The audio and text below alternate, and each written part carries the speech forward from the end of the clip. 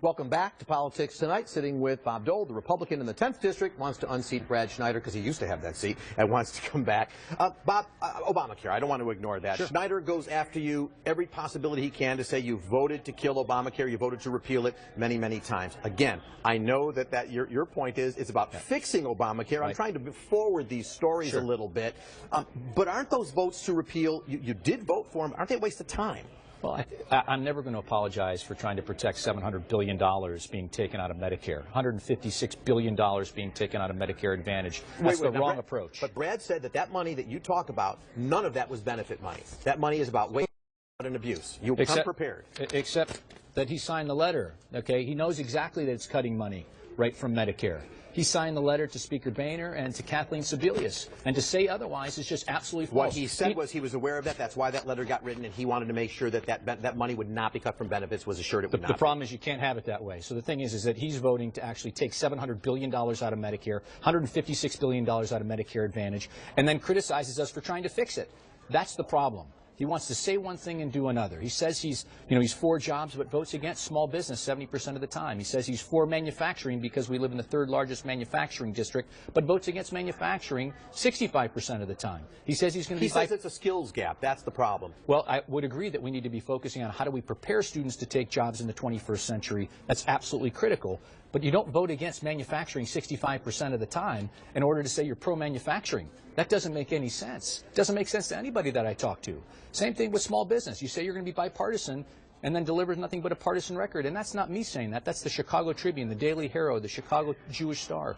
All these independent organizations that are taking a look at the race have said, I'm the one that's going to break the gridlock, and that's why we need their help. In the 2 years you've been off, I know you have is it a pest control company?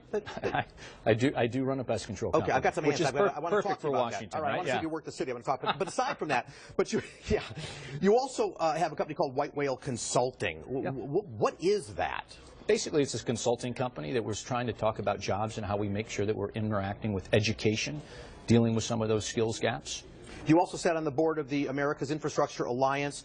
In your statement when you came back to the election, you didn't report that, saying, well, it's voluntary, so I don't have to, but you were going to amend that? Did that get amended? No, it did. It was all amended. And again, as a Republican, I believe very strongly in infrastructure. It's a sign of our economy. We here in the Chicago terminal, we know how vital it is. Our roads, our bridges, our rail. We have a quarter of all the freight on railroads through Chicago. And that's what AIA does. Absolutely. Talking about making sure that we're promoting the need for infrastructure spending. It's so vitally important. And it's an environmental thing as well, which I think is very, very important.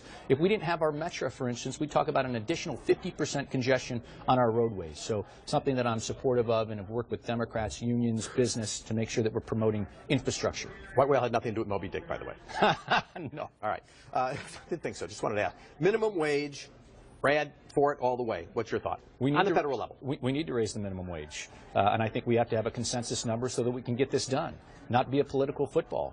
And so what we need is we need to come... Strings attached? We need to have Republicans and Democrats come together to say it needs to be raised. 2009 was the last time it was raised. Cost of food, cost of fuel have all gone up significantly. What we need to do is try to make sure that we're bringing folks up in wages, but we're minimizing job loss, which we know is potential to happen. People in the 10th, just about a minute left, always concerned about social issues. That's often what divides things up in that district. So let me ask about same-sex marriage. It's spreading throughout the country, compliments of the Supreme Court not acting on it. Your views? No, I've come out and I've been in favor of it. So Illinois acted. I'm absolutely in favor of that, which again highlights the fact that what Brad's talking about is absolutely not true and trying to divert attention from the election. And internationally, do we need boots on the ground with regard to fighting ISIL? You mentioned Congress probably should be working on this. I think what's important here is that we don't tell our enemies what we won't do. Nobody wants to put boots on the ground. My uncle was a POW in Vietnam for 8 years and a day. We don't take this lightly. But what we don't do is we don't tell our enemies what we won't do, and that's a leadership issue. Got about 20 seconds. I just want you to tell me something. I did this for Brad. Tell me something you like about Brad Schneider.